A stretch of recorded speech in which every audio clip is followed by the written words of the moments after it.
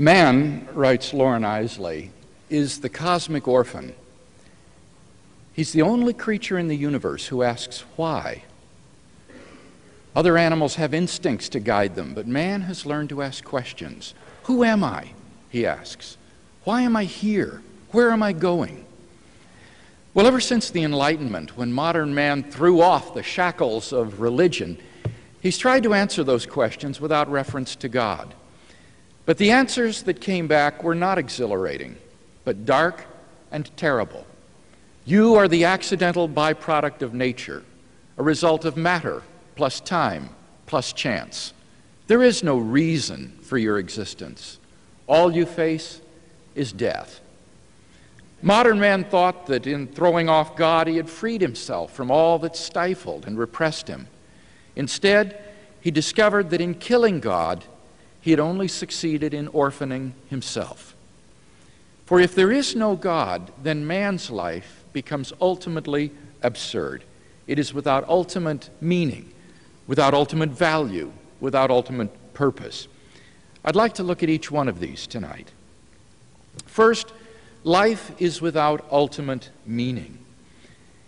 If each individual person passes out of existence when he dies, then what ultimate meaning can be given to his life? Does it really matter whether he ever existed or not?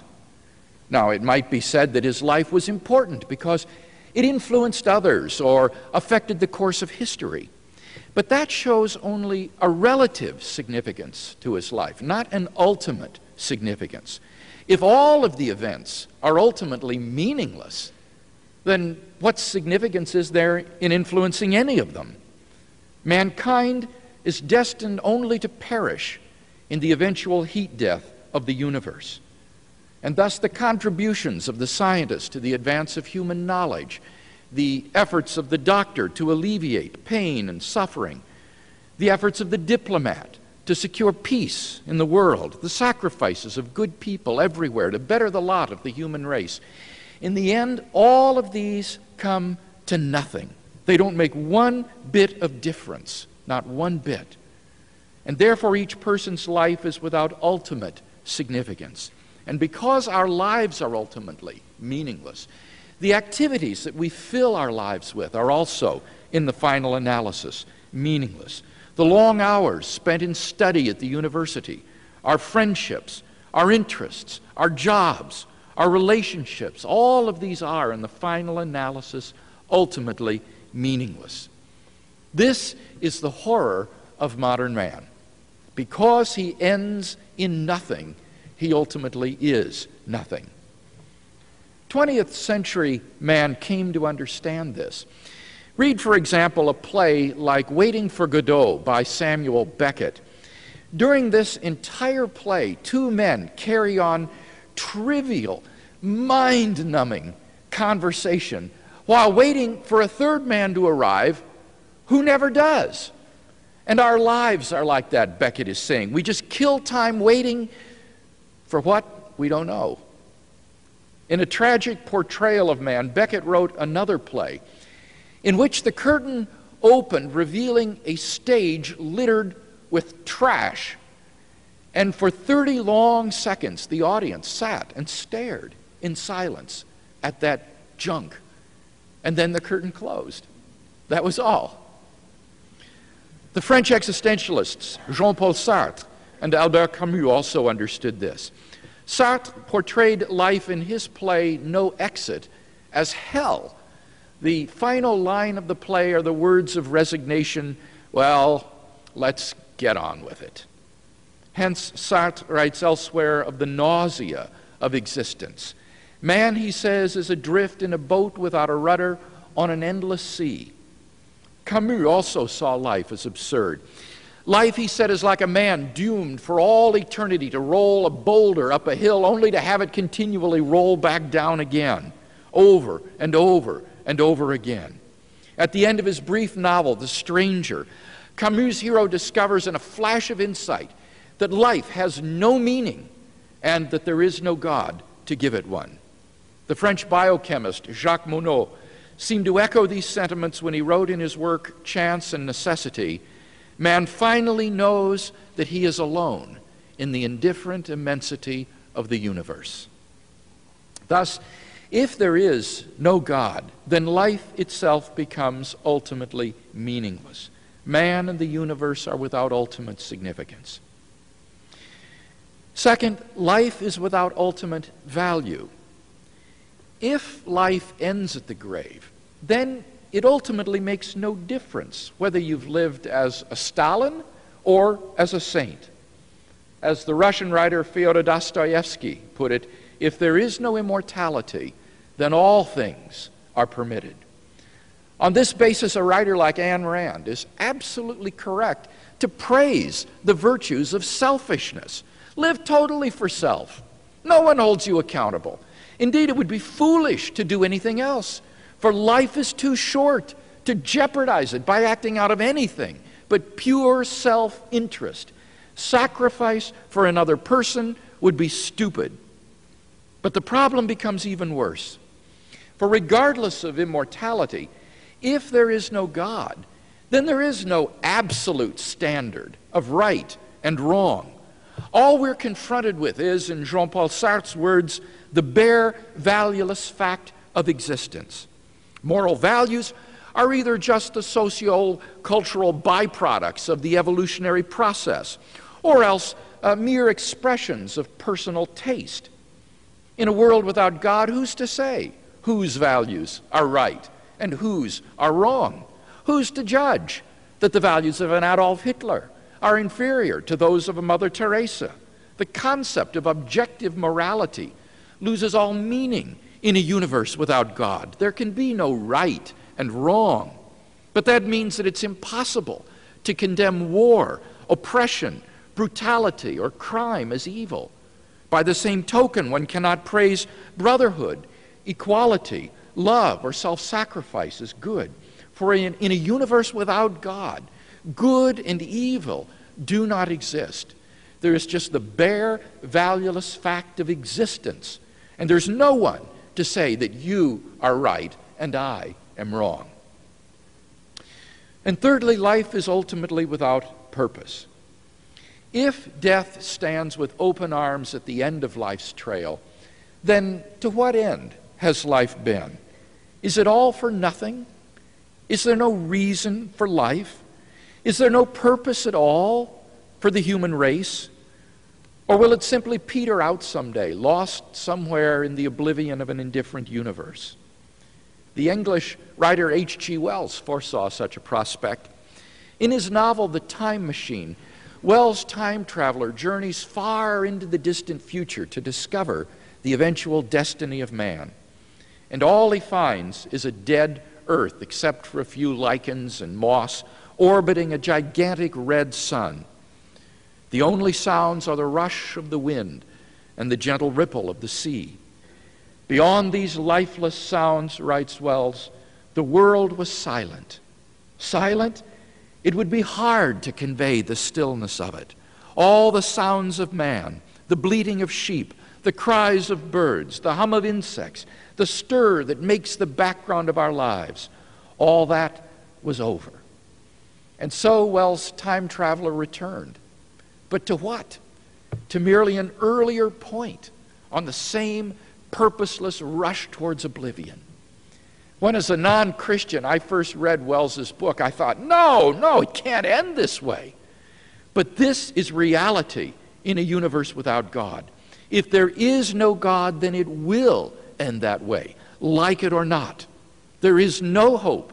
There is no purpose.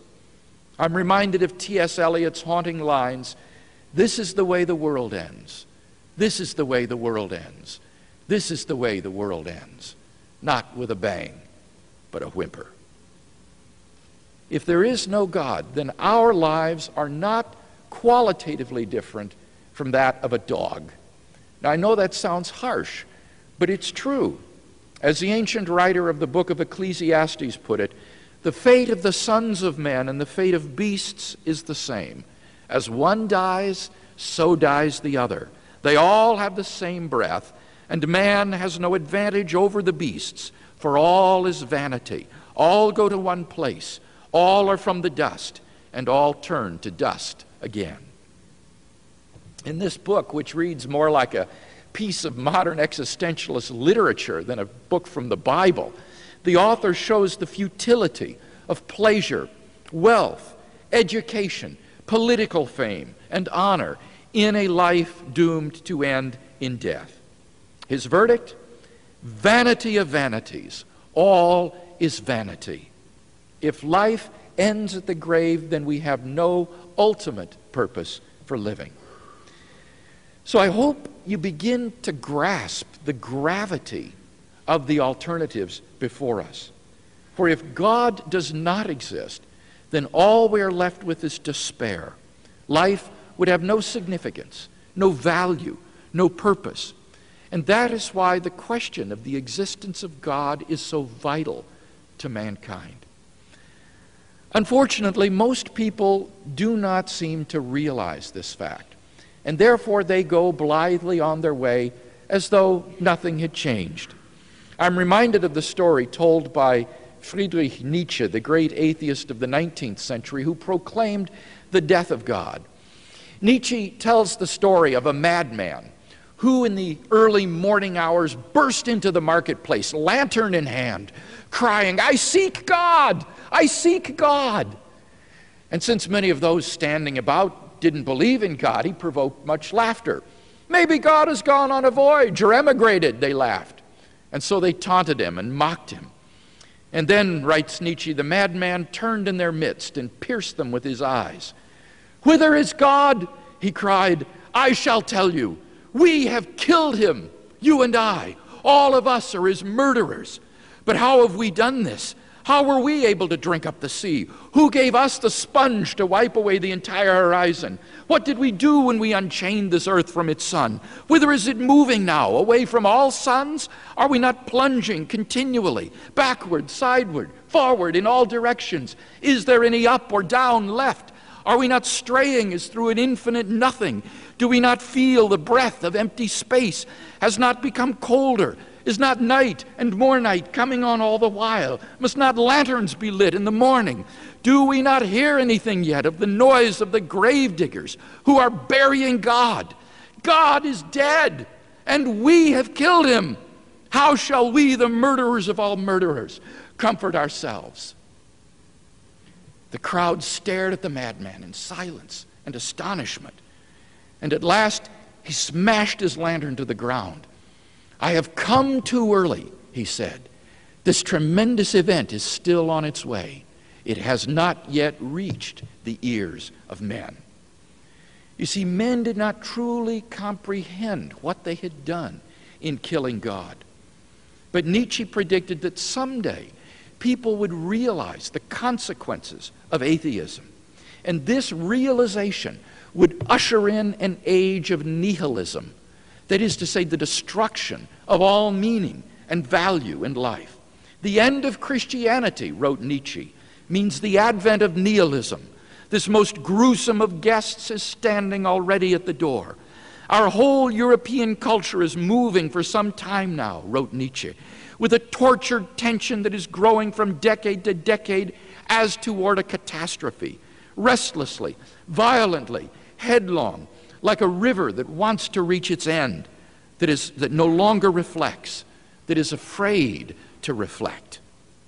Most people still do not reflect upon the consequences of secular atheism, and therefore, like the crowd in the marketplace, go unknowingly on their way. But when we realize, as Nietzsche did, the consequences of what atheism implies, and when we stare atheism unflinchingly in the face, as Nietzsche had the courage to do, then his question presses hard upon us. How shall we, the murderers of all murderers, comfort ourselves? Well, it seems to me that confronted with this predicament, we have basically three alternatives. Number one, commit suicide. Faced with the absurdity of life, one should simply end it now. Camus considered suicide to be the only serious philosophical question. Is it worth it to go on living? And sometimes we hear of people who answer no. In the United States, the leading cause of death among teenagers today is suicide. But for most of us, suicide is not the answer. The pleasures that life does afford and the fear of the unknown compel us to go on living. The second alternative is to face the absurdity of life and to live bravely. Atheist philosopher Bertrand Russell said, for example, that only upon the firm foundation of unyielding despair can the soul's habitation be henceforth safely built.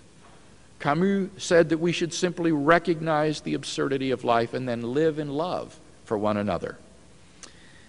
But the problem with this alternative is that it is impossible to live consistently and happily within the framework of such a worldview.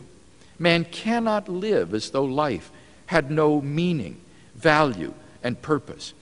And so what people subconsciously do is to assume that their lives have meaning, value, and purpose, even though they have no right to, since modern man does not believe in God. And what I'd like to do is to look again at each of those three areas in which we saw that life is absurd without God, and to show how modern man fails to live consistently and happily within this worldview. First, the area of meaning. We saw that without God, life is ultimately meaningless. And yet philosophers continue to live as though life does have meaning. For example, Jean-Paul Sartre argued that one may create meaning for his life by freely choosing some course of action. Sartre himself chose Marxism. Now, this program is utterly inconsistent. It is inconsistent to say on the one hand that life is absurd, and then to say on the other hand that one may create meaning for his life. For if life is objectively absurd, then man is trapped. Without God, there can be no objective meaning in life. Sartre's program is actually an exercise in self-delusion, for the universe doesn't really acquire a meaning just because I happen to give it one. And I think this is obvious. For suppose you give the universe one meaning and I give it another. Who's right? Well, I think the obvious answer is neither one. For the universe in and of itself remains intrinsically meaningless, regardless of how we happen to regard it. Sartre is really saying, let's pretend that the universe has meaning. And this is just fooling yourself. The point is this: if God does not exist, then life is objectively meaningless. But mankind cannot live consistently and happily as though life were meaningless. And so in order to be happy, he invents certain purposes and projects for life, and he pretends that these invest his life with meaning. But this is, of course, entirely inconsistent. For without God, man and the universe are ultimately without significance. Turn next to the problem of value. This is where the most blatant inconsistencies occur. First of all, atheistic humanists are totally inconsistent in holding to the values of human love and brotherhood. Camus has been rightly criticized for inconsistently holding to the absurdity of life on the one hand and to the ethics of human love and brotherhood on the other. The two are logically incompatible. As one philosopher has written, it is impossible to generate an ethic of brotherly love out of a philosophy of nihilism. Bertrand Russell, too, was inconsistent. For although he was an atheist, Russell was also an outspoken social critic, denouncing war and restrictions on sexual freedom. Russell admitted that he could not live as though moral values were simply the subjective expressions of personal taste, and that he therefore found his own views, and I quote, incredible. I do not know the solution, he confessed. The point is that if there is no God, then absolute right and wrong do not exist. As Dostoevsky said, all things are permitted. But Dostoevsky also showed that man cannot live this way. He shows this, for example, in his novel Crime and Punishment. in which a young atheist brutally murders an old woman, though he knows that on his presuppositions he should not feel guilty. Nevertheless, he is consumed with guilt until he finally confesses his crime and gives his life to God. In his masterpiece, The Brothers Karamazov, Dostoevsky tells of how a man murders his father because his brother, Ivan, had told him that God does not exist, and therefore there are no moral absolutes. The man tells Ivan that it was really Ivan himself who murdered their father, since it was Ivan who said that moral absolutes are illusory. Unable to live with the logical consequences of his own system, Ivan suffers a mental collapse.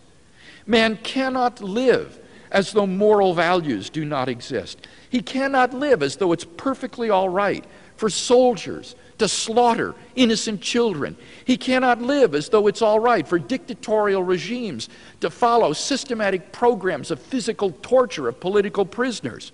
He cannot live as though it's perfectly all right for dictators like Pol Pot or Slobodan Milosevic to ruthlessly commit ethnic cleansing and genocide against their own people. Everything in him cries out to say that these acts are wrong, really wrong. But if God does not exist, he cannot.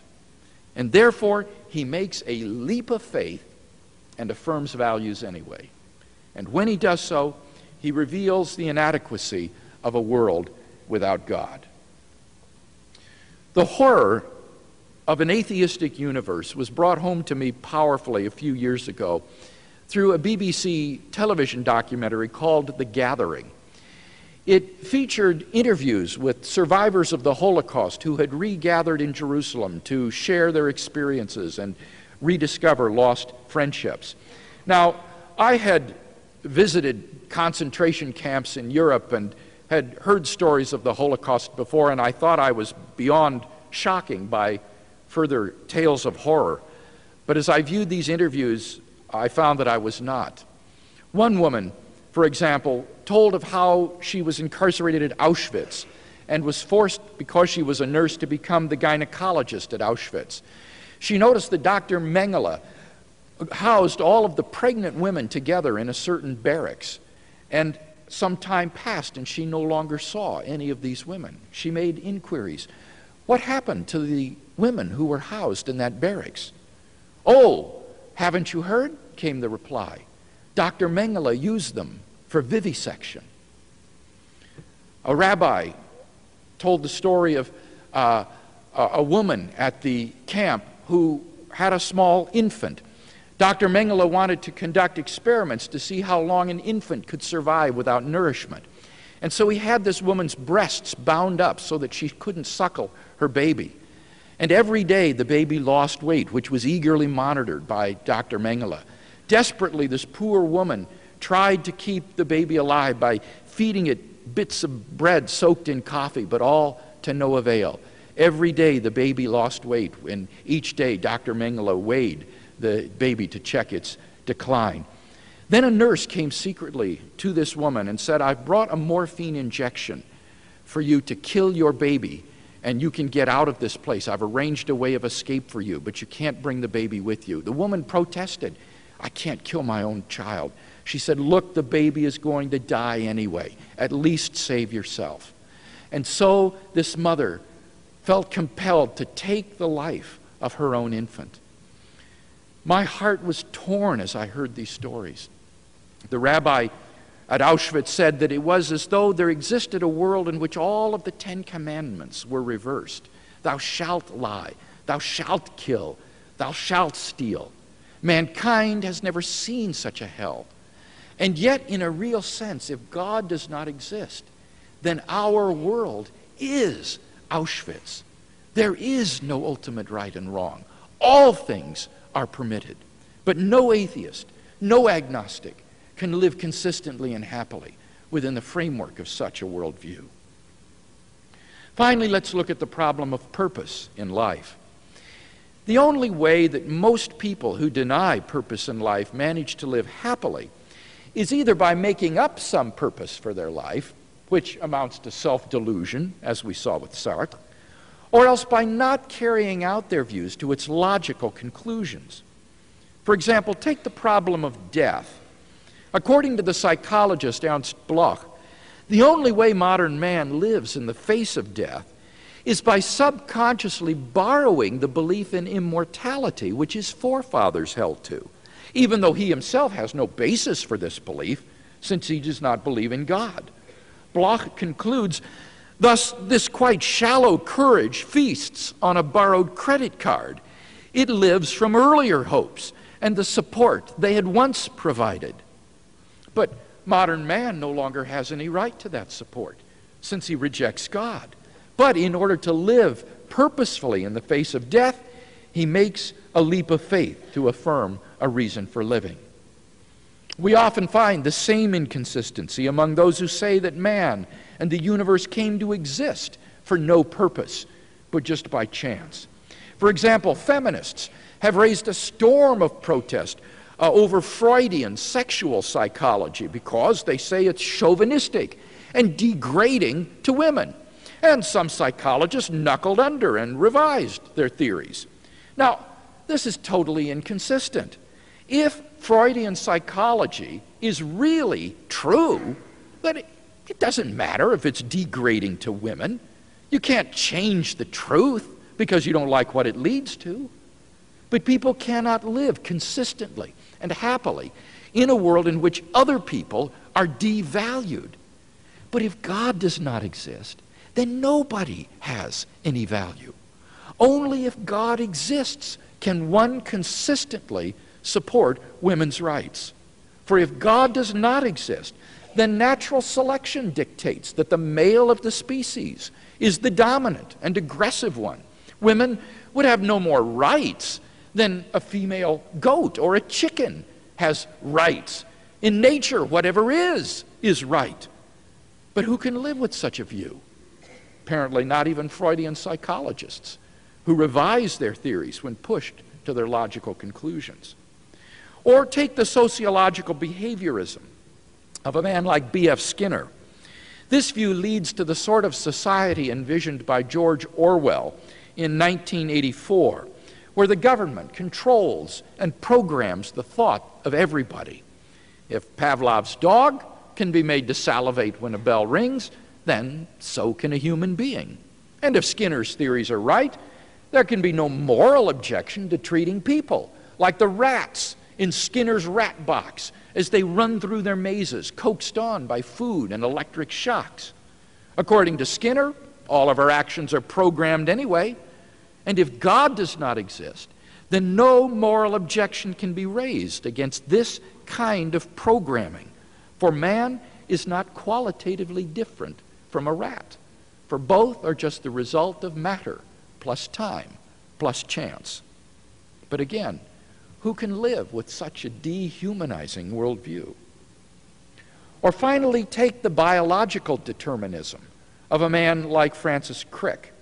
The logical conclusion is that man is like any other laboratory specimen.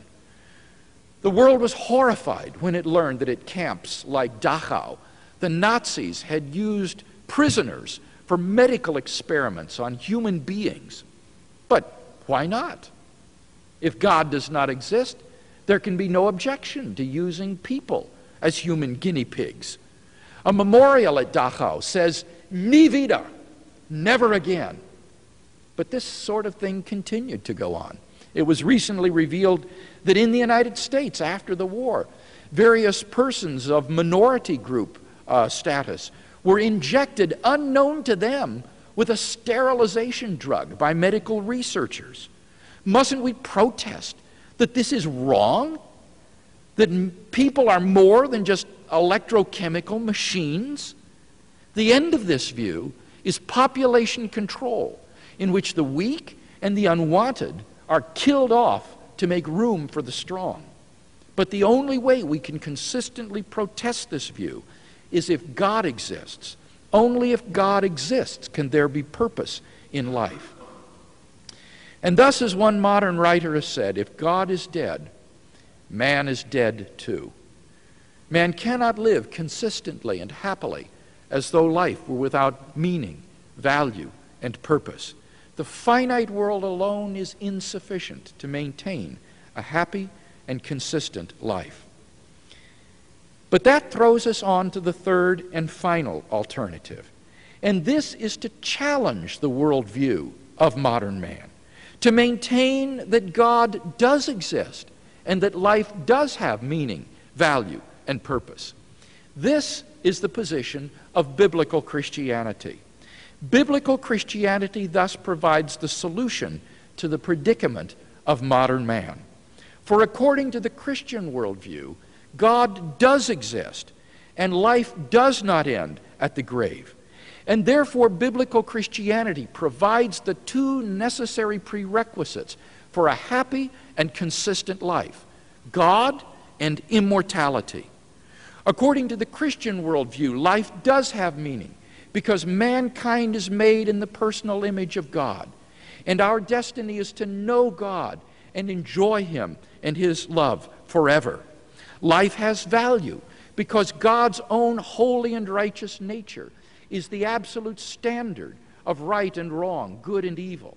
And that nature is expressed toward us in the form of His divine commandments, which constitute for us our moral duties. And thus the moral choices we make now in this life are filled with an eternal significance.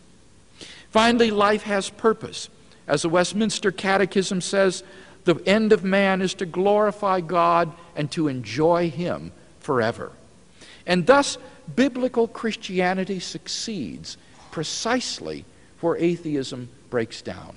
The cosmic orphan can come home. Now, I want to make it clear that none of this tonight proves that biblical Christianity is true. But I think that it does clearly spell out the alternatives before us. If God does not exist, then life is futile.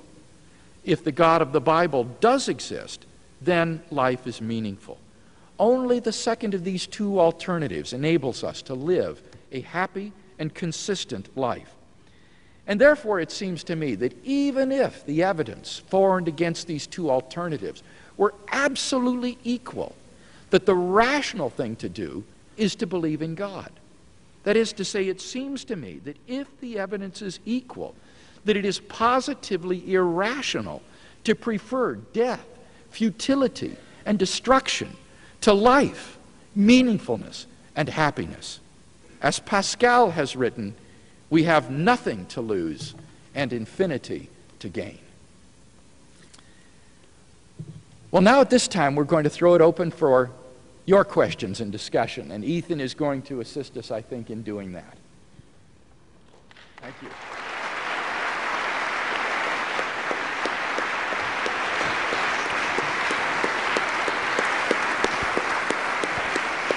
Thank you, Dr. Craig. Do we have our wireless mics out in the house? George is upstairs. Okay. Who would like to be first?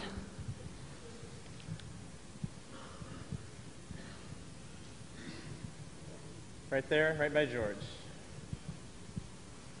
Could you address the issue of different religions and different gods? Yes. What I've said tonight pertains to the Christian world and life view, but it wouldn't be exclusively Christian, in the sense that any view of the world that gives you those two necessary prerequisites, a personal God who can be known and loved and experienced, and immortality. So this would be consistent with Judaism, for example, and perhaps Islam as well. It would not be consistent with certain Eastern religions, which deny that there is any sort of personal God, and in fact usually deny immortality. The goal is often self-extinction. The self is obliterated. So that those would not meet, I think, the predicament of modern man. But at least the three great monotheistic faiths that are in the Judeo-Christian tradition would provide the necessary prerequisites, I think, for an objectively meaningful and purposeful existence.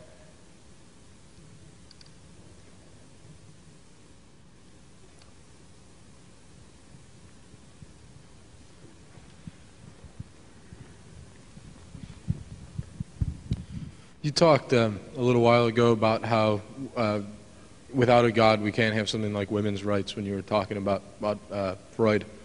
Where do animal rights fit into this? That's a very, very interesting question. I hope you want to know, where does animal rights fit into all of this?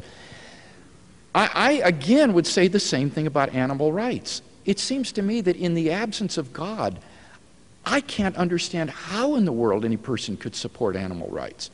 Because in nature, as I say, whatever is right. The law of the jungle rules. The only law in nature is survival of the fittest. And if the species of Homo sapiens should decide to exterminate all of the other life forms on the earth, there is no right or wrong in that. That's just the law of survival of the fittest. So it seems to me that, again, only the theist, only the person who believes in God is well posed to defend conservation efforts and efforts to preserve endangered species and to have an adequate environmental ethic. I cannot understand how an atheist or a naturalist can have an environmental ethic. Now, having said that, I don't think that I would construe it, however, in terms of animal rights per se, because I don't think that animals are moral agents. Persons are moral agents, and animals aren't persons. So, for example, when a lion kills a zebra, it kills it, but it doesn't murder it. Or when a seagull snatches a fish out of the talons of another seagull, it takes the fish, but it doesn't steal the fish, if you understand what I mean. Animals don't have moral duties or obligations. So I wouldn't construe an animal or environmental ethic in terms of animal rights. Rather, I would construe it in terms of human responsibilities and human moral duties. That is to say, God, according to the creation narrative in the Bible, has given man charge to steward the earth, to care for the earth and to husband it as a gardener would care for a vineyard, say.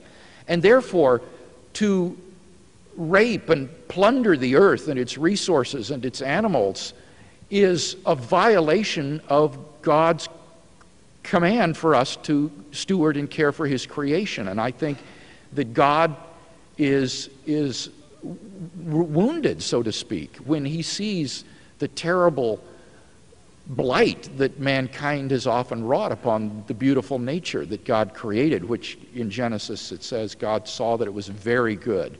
And we often haven't lived up to that creation mandate. So I wouldn't see it in terms of animal rights per se, but rather in terms of human moral duties to care for these beautiful creations that God has made and provided us.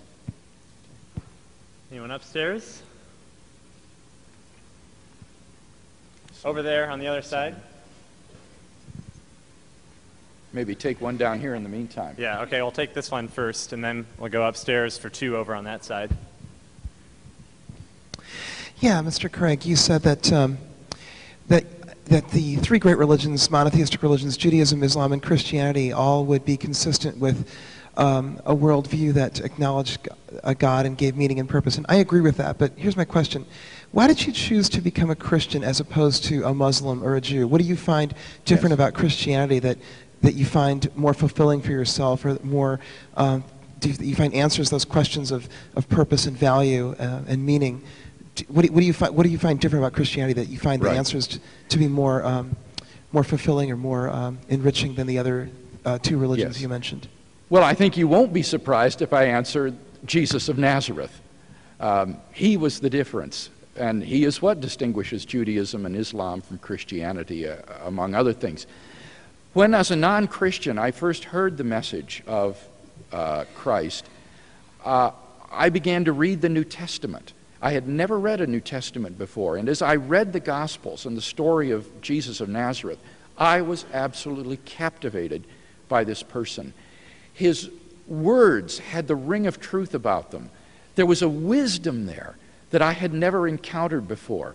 And his life had an authenticity about it that wasn't characteristic of many people who claim to be his followers in our culture, who claim to be Christians. And I was just captivated by Jesus of Nazareth. And when I understood the message of the New Testament, that I was I was sinful and therefore separated from God. That rang true in my life. I sensed that though I believed there was a God out there who existed, that I enjoyed no personal relationship with him. He was a distant and unknown entity to me. And as I looked into my own heart, I could see the blackness within, the moral selfishness and self-centeredness. And so I had no problem with what I read in the New Testament when it said that all people are sinful and fall short of the glory of God. I understood the love of Christ, and that drew me, the notion that God himself, in the form of his Son, would die on the cross as a sacrifice for my sin so that I could be reconciled to him. And then most of all, perhaps, the notion that through Christ I could come into a personal relationship with God, that God could become a living personal reality in my life as a loving Father. This was tremendously appealing. And so as I read the New Testament and read Christian books and so forth over a period of about 6 months, I was just convinced that it was true. And since then, nothing that I've read or studied has changed my mind about that. When I look, for example, at Judaism, I think that the Old Testament looks forward to Jesus as the Jewish Messiah. I think believing in Jesus is the most Jewish thing a person can do. When I read the Quran, I find that the portrait of Jesus in the Quran, I think, is historically inaccurate. That it is written 600 years after the events and is demonstrably legendary in many respects, whereas the documents of the New Testament were written in the first generation while the eyewitnesses were still alive, and thus give a more accurate portrayal of who the historical Jesus was. And so for those reasons, I think that the Christian claim to be true is accurate, and therefore I count myself enthusiastically a Christian.